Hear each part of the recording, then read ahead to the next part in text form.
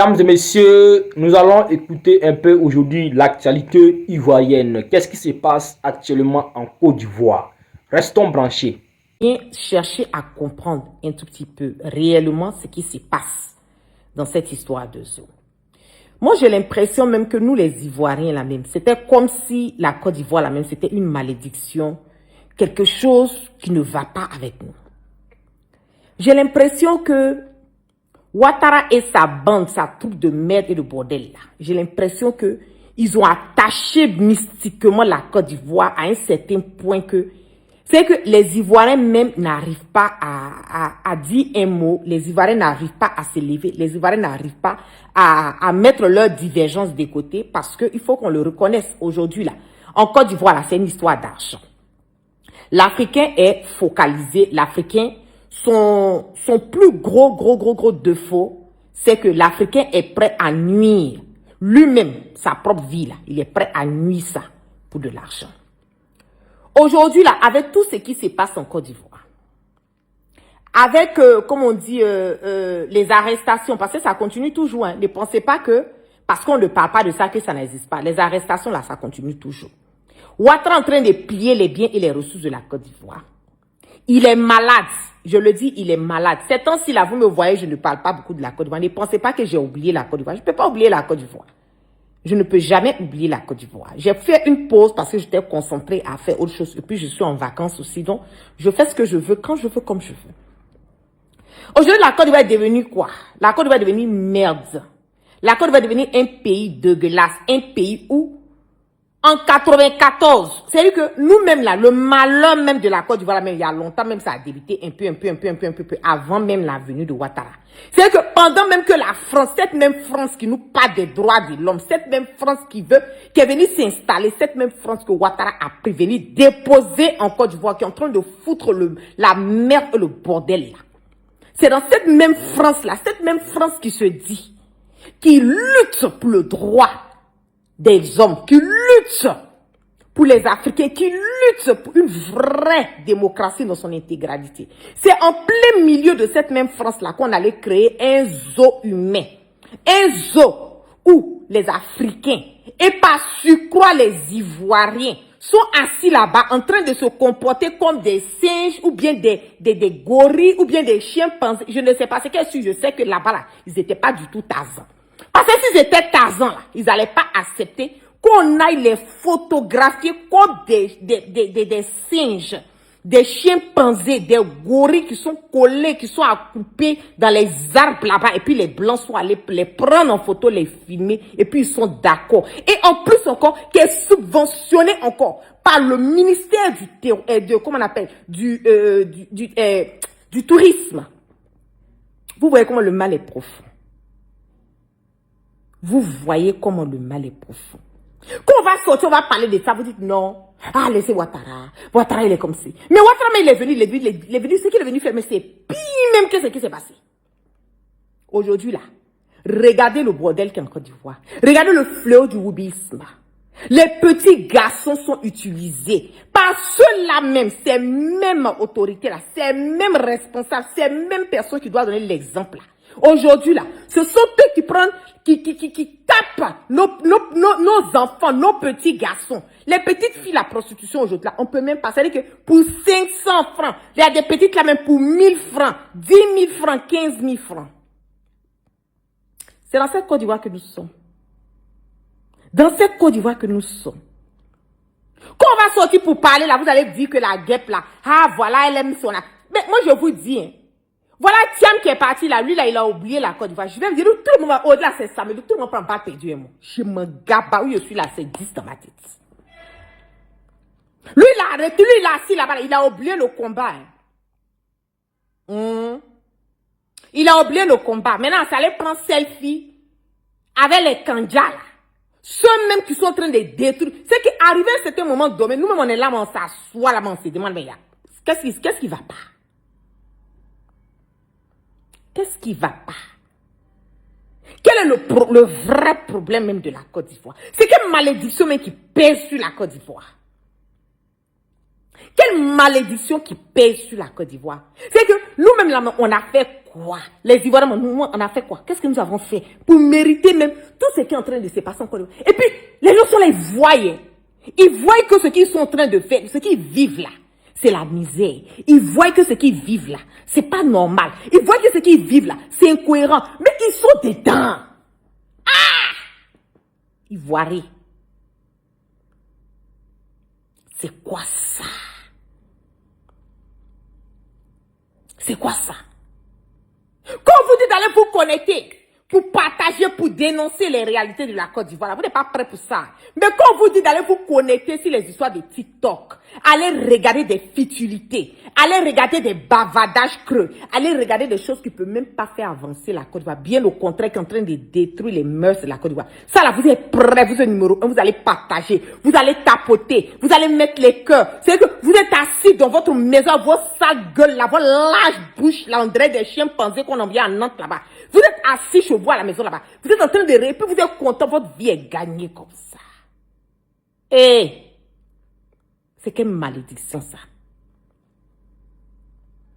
Yo, tu rentres dans ma messagerie, tu m'envoies le message dans ma messagerie. C'est quelle malédiction qui pèse sur la Côte d'Ivoire? C'est quelle malédiction? Aujourd'hui, la Côte d'Ivoire est hypothéquée. Ouattara, c'est que j'ai l'impression qu'il a pris la Côte d'Ivoire et puis il allait mettre ça dans Nansigi, il a mis ça dans le Gbagbaji, il a bassé, il nous a tous. C'est que il a pris, c'est vous, hein. Sinon, moi, je ne suis pas mouton de Ouattara. Je suis base de Ouattara, ça ne peut même pas m'attraper. Ça ne peut même pas m'attraper. Aujourd'hui, vous-même, votre propre président, vous ne savez même pas où il se trouve. On peut souffrir comme ça. Votre propre président, c'est que les Ivoiriens, même si tu leur demandes où Ouattara se trouve là, ils voient, même vos ministres là, si tu leur demandes là où Ouattara se trouve là, eux-mêmes ne peuvent pas dire en réalité où Ouattara se trouve. Ah, on peut souffrir comme ça. C'est quelle malédiction qui est sur la Côte d'Ivoire. C'est quelle malédiction. C'est que, qu'est-ce qu'on doit faire pour purifier la Côte d'Ivoire de ce mal-là? Le président Félix Boigny, là, vous ne devez pas qu'on parle de lui, on va parler de lui. Mais où lui-même il est là, Wallahi Billahi Tala, je le dis, lui-même il ne peut pas dormir tranquille. Parce que le mal, le cancer, cette gangrène qu'il a pris, il est venu déposer là. En Côte d'Ivoire, puis il est mort pour partir là. Il a qu'à venir chercher ce mal-là, cette cancer, cette gangrène là, pour enlever ça de la Côte d'Ivoire. Parce que les Ivoiriens sont fatigués. Vous vous rendez compte? Un zoo humain. Un zoo humain. Si le capitaine Ibrahim Traoré n'avait pas parlé ça, Wallah Billahi Tala, moi, mais j'allais même pas savoir que il y a un zoo humain. Et puis, ce qui me fait mal là même, c'est même pas pour dire même que ce sont des Africains qu'on a mis là-bas. C'est pas ça seulement. On dit que ce sont les Ivoiriens. Donc, les Ivoiriens, maintenant, là, nous sommes devenus des animaux. Les chimpanzés, les gorilles. Je suis sûr et certain même que dans tout ça, là même, quoi. Ah non, le mal est profond. Le mal est profond. Voilà un idiot qui est là. Apparemment, tu souffres plus que toi. Moi, je ne souffre pas. Moi, je vous dis tous les jours, je peux passer tout le reste de ma vie sans arriver en Côte d'Ivoire. Ça ne me dérange pas. C'est ceux qui sont là-bas. Là. Nos frères, nos petits frères, nos enfants, nos filles, nos cousins, nos neveux, qui n'arrivent pas à s'en sortir là. C'est pour eux que nous menons le combat. Sinon, si c'est moi la guêpe là, moi je peux passer le reste de ma vie hors de la Côte d'Ivoire. Et quand je dis hors de la Côte d'Ivoire, c'est pas forcément dans un pays européen. Je peux passer le reste de ma vie dans un autre pays. Je peux venir passer le reste de ma vie au Burkina. Je peux passer le reste de ma vie au Mali. Je peux passer le reste de ma vie au Niger. Je peux passer le reste de ma vie dans n'importe quel autre pays que je veux en dehors de la Côte d'Ivoire. Et puis ma vie là, ça va continuer sans crainte. Dans la sérénité. Mais c'est ceux qui sont là-bas. Là. On va regarder le reportage là. Quand il vient nous interroger, ça va, vous n'êtes pas gêné, on est obligé, on leur disait non, on n'est pas gêné, on souriait, oui, tout va bien. Alors que on était mal dans notre peau. Voici des gens qui ont été utilisés pour aller faire le zoo humain à Nantes, en France. Et c'est cette même France-là, aujourd'hui, qui est en train de nous parler des violations des droits de l'homme dans les différents pays de l'AES. Pendant qu'eux-mêmes, dans leur propre narine, là, leur gros nez pointu, là, c'est devant eux, là. Ils ne voient pas. Allons-y.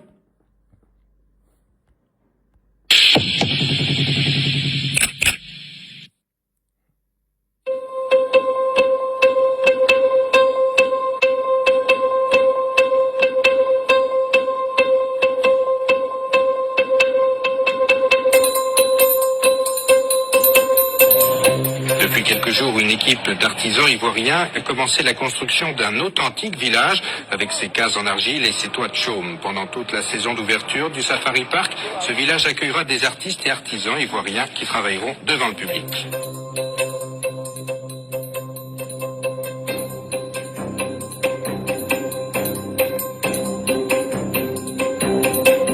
J'étais la plus petite parmi les adultes. Il y avait des grandes femmes, il y avait des grandes personnes que j'ai trouvées dans le groupe.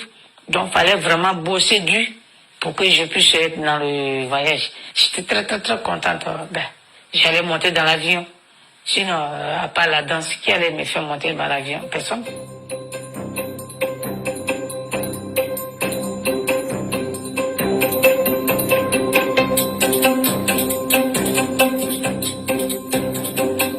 Les images qui m'ont choquée, c'est que les gens venaient se pencher pour les regarder.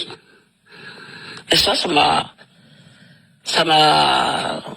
quand j'ai encore ces images dans ma tête, ça m'a rappelé d'autres époques. J'ai dit, mais on est où? On est où? Quand on était sur le podium, c'est comme on était les animaux qui sont allés prendre en brouche pour venir déposer.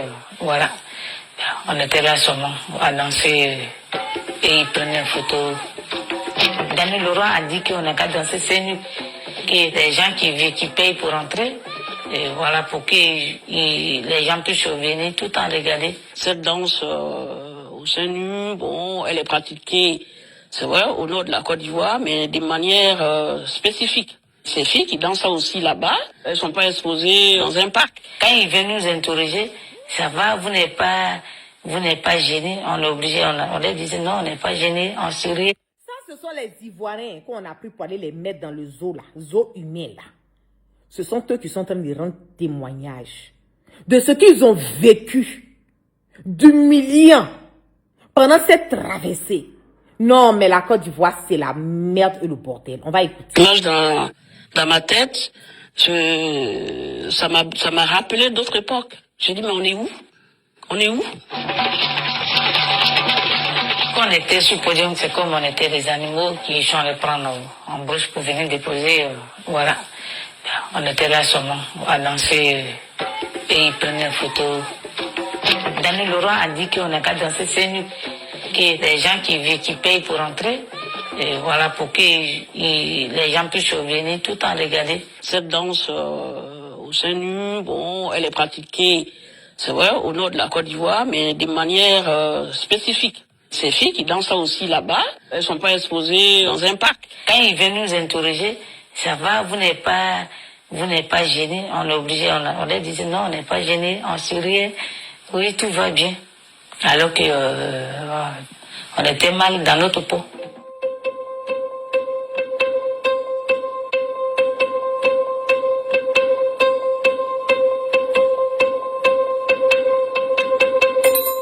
Le personnel, que ce soit les artisans comme le groupe Le Diolème, sont sous l'autorité totale de l'OITH. La convention est très claire pour ça. Même ils sont... Office ivoirien du tourisme. Donc, ne venez pas nous dire que les autorités à cette période-là ne savaient pas ce qui s'est passé au niveau de ce zoo-là. Le rapatriement, s'il se passait quelque chose, donc ils sont sous la législation ivoirienne. On commençait les animations tous les 30 minutes, ça commençait à 13h30, qui finit à 19h30, c'est-à-dire 13h30, 14h, 14h30, 15h, 15h30, 16h, voilà, jusqu'à 19h30, c'est terminé. Et ça, c'était tous les jours. C'était une des choses qu'on entendait toujours. Ah ben ils sont payés un quart de SMIC, bah, c'est tellement bien pour eux. Ah ils dorment par terre. Ah oui, mais il y a un matelas, c'est tellement bien pour eux.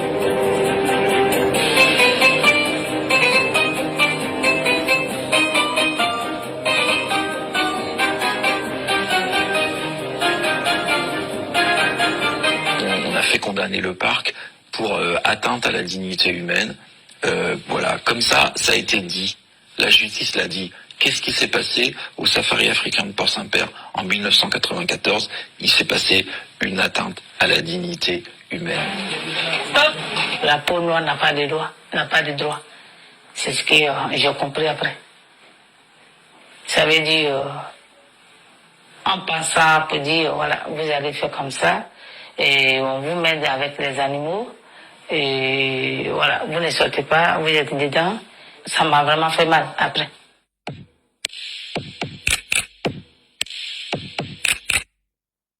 On vous met avec des animaux. Vous voyez que ces personnes-là sont traumatisées à vie. Traumatisées. Voilà un idiot qui est sur mon direct qui me dit que mais c'est pas Ouattara le père. Mais la rébellion là, elle a été faite pour qui?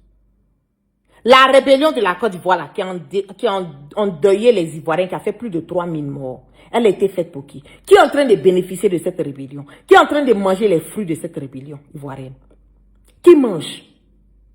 C'est Ouattara et puis ses partisans qui sont là, ce sont eux qui bouffent. Hein. Ce sont eux qui sont en train d'en profiter de cette rébellion. Ce sont eux qui sont en train de manger les fruits de cette rébellion. Ce sont eux qui ont gâché la Côte d'Ivoire. Ce sont eux qui aujourd'hui ont fait que la Côte est devenue un pays de woubi. Est devenue un pays de débauche, la vie. C'est que tout ce que tu trouves de mauvais, le banditisme, le voyoutisme, la pédophilie, le woubisme, comme on a prostitution, la drogue, le poupounempou, je dis tout là, c'est en Côte d'Ivoire. Tout est en Côte d'Ivoire. Et tout ça là, ça a commencé comment on appelle, à prendre de l'ampleur à quel moment? C'est à la venue de Ouattara. Les Amé Bakayoko, là, quand on va parler, t'as dit non, faut laisser en bac un peu, tu l'as trop fatigué. Mais en bac, là, moi, là, Poupounempou, là, c'est qui a envoyé ça en Côte d'Ivoire? C'est qui était le grand gourou de vente de Poupounempou en Côte d'Ivoire? Mais c'était Amé Bakayoko. Mais vous pensez que c'était Amé Bakayoko seul? C'est tout un réseau, tout un réseau. En bac, les parle aujourd'hui. Est-ce que Poupounempou, là, on voit pas ça? Au lieu les artistes, les ministres, les DG, hein? Jusqu'au plus haut sommet, ils sont tous des vendeurs, des receleurs du jet de Poupounempou. De quoi vous parlez? Tout ça là, c'est arrivé à quelle période? C'est dans le pouvoir de Ouattara là. Qu'on voit tout ce qui est en train de se passer aujourd'hui. C'est dans le pouvoir de Ouattara. Je le dis. Il faut que les Ivoiriens se réveillent. Il faut que les Ivoiriens se réveillent. Il y a d'autres qui vont dire, ah, mais ça là, ça arrivait, c'était pas autant de Ouattara. Mais ce que Ouattara est en train de faire en ce moment, il y a cet instant en Côte d'Ivoire, c'est pire. C'est pire que ce que les Ivoiriens ont vécu et ont connu depuis des décennies et des décennies. Ouattara, c'est la merde. C'est la merde. J'ai jamais vu un dictateur, un sanguinaire, un imposteur de grands bandits, satrapes reptiliens, qui a venu de Saint-Doux pour aller perturber la quiétude des Ivoiriens. Lui-même, là, ses propres origines, là, il n'est pas prêt à assumer. Il n'est même pas prêt à assumer ses propres origines. Autant aujourd'hui, être burkinabé, là, c'est une fierté. Être burkinabé, ça fait plaisir de dire qu'on est burkinabé. Oui, ma vidéo est attaquée. Je vais faire comment? Ma page est attaquée, mes vidéos sont attaquées. Je vois un commentaire, la vidéo est attaquée. Je vais faire comment? C'est pas facile. C'est pour ça que je vous dis de mettre assez de cœur, assez de cœur, de sécuriser le direct. C'est tout ce que je peux faire. C'est m'empêcher de communiquer parce que quand je parle là, ça les dérange. Ça dérange toutes les personnes qui n'aiment pas que je parle. Voilà. Monsieur Yao, pardonnez, allez-y écrire dans ma messagerie. Je ne peux pas mettre mon WhatsApp ici. S'il vous plaît, ne me perturbez pas dans mon bureau. Ne me dans mon direct. Arrêtez de faire ça. Voilà. Je suis en plein direct à vous écrivez en commentaire. Je peux avoir ton numéro WhatsApp, je n'arrive pas à t'écrire. C'est quoi ça? Ne me perturbez pas dans mon direct, dans mon live. Ne me perturbez pas. Ok? Écrivez-moi dans ma messagerie. Si je ne reçois pas, j'ai des administrateurs, j'ai des personnes qui sont là, qui sont sur ma page, qui vont voir le message et puis qui vont me transmettre si je ne vois pas. J'ai des administrateurs sur mes différentes plateformes. Ok? Ne m'embrouillez pas quand ils sont dits. Vous me faites perdre le sens de mes mots. J'aime pas ça.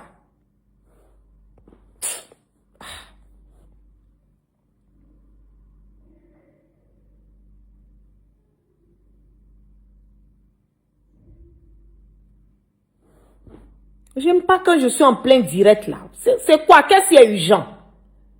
C'est qui est urgent en Côte d'Ivoire là? C'est quoi? Ouattara n'a qu'à partir. C'est ça qui est l'urgence. La Côte d'Ivoire n'a qu'à avoir sa sérénité. Sinon, qu'est-ce qui est urgent? Si c'est urgent là, tu ne seras pas sur mon direct en train de m'écrire que c'est urgent. Quand on va parler, c'est pour dire non, la guerre, toi-même tu aimes piquer les gens. Vous me connaissez. Moi, quand ça commence à taper dans ma tête là, je ne réfléchis plus. Ok. Donc, c'était un tout petit peu partager un peu avec vous, voilà, les réalités de ce que les Ivoiriens sont en train de vivre. Franchement, il faut qu'il y ait un changement. Il faut que le changement soit immanent. Il faut que le changement soit fait le plus rapidement que possible. Parce qu'à la lune, nous partons là. Ah non, c'est pas bon. Hein. À la lune, nous partons. La Côte d'Ivoire est en train de partir de la perte. La Côte d'Ivoire part du mal en pire. La Côte d'Ivoire part de mal en pire. Il faut forcément qu'il y ait un changement. Et ce changement-là, tant que le gouvernement de Ouattara est calé, là, le changement que nous voulons pour la Côte d'Ivoire, nous n'allons pas l'avoir. Donc c'est pour ça souvent quand on vous dit de mettre nos divergences de côté, de former un bloc, d'unir nos forces pour pouvoir lutter contre ce mal et ce cancer, cette gangrène, pas seulement de la Côte d'Ivoire, mais de toute l'Afrique là. Vous pensez que c'est de l'amusement? C'est pas de l'amusement. C'est pas de l'amusement. Ces temps-ci là, comme vous m'avez bipé au niveau de la Côte d'Ivoire, je serai concentré, je serai popo dipopo avec vous. Voilà. Donc sur ce, vous passez un très bon samedi. Voilà, et puis que Dieu continue de mettre sa main et sa barricade sur tout un chacun. Ok, que c'est là.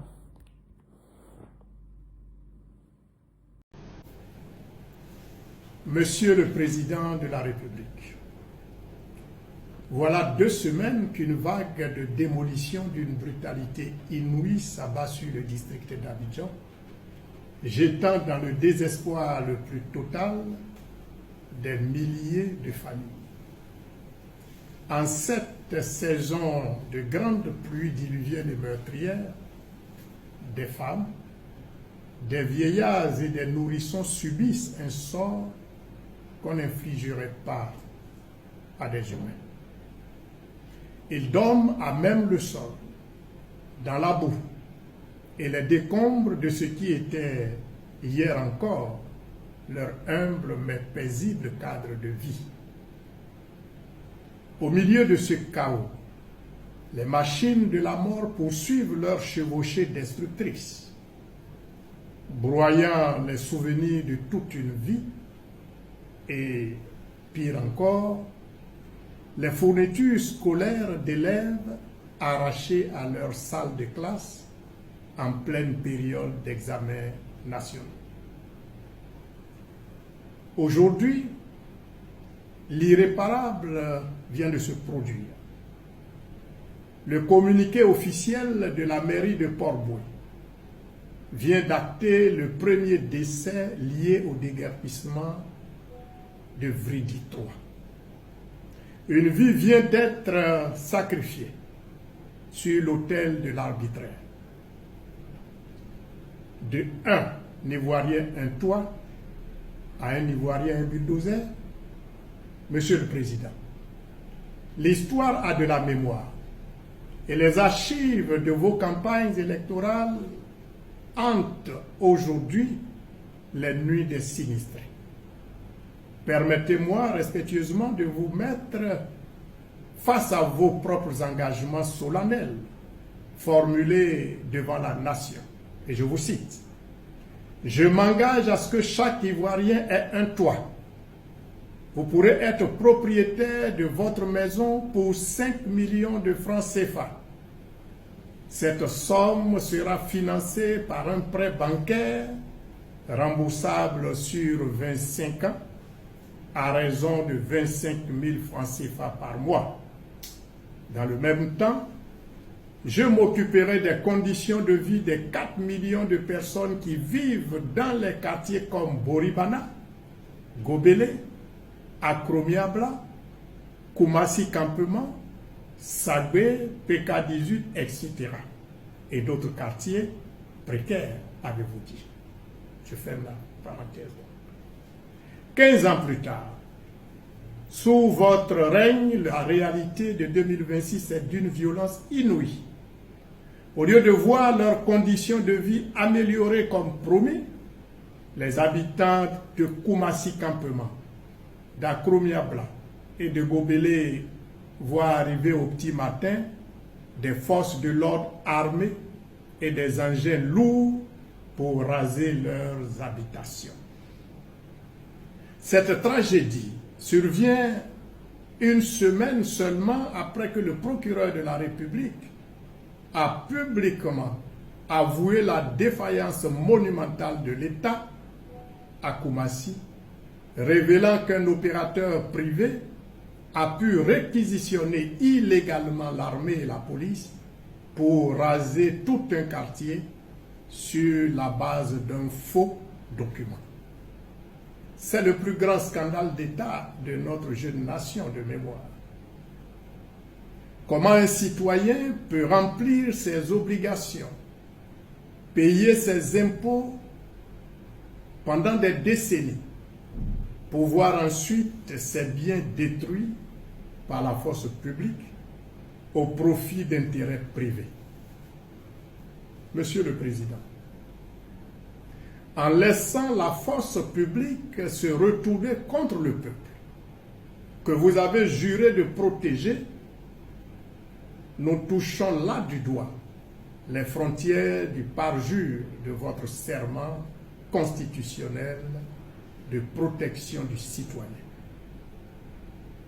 Et ce, d'autant que la récidive est flagrante.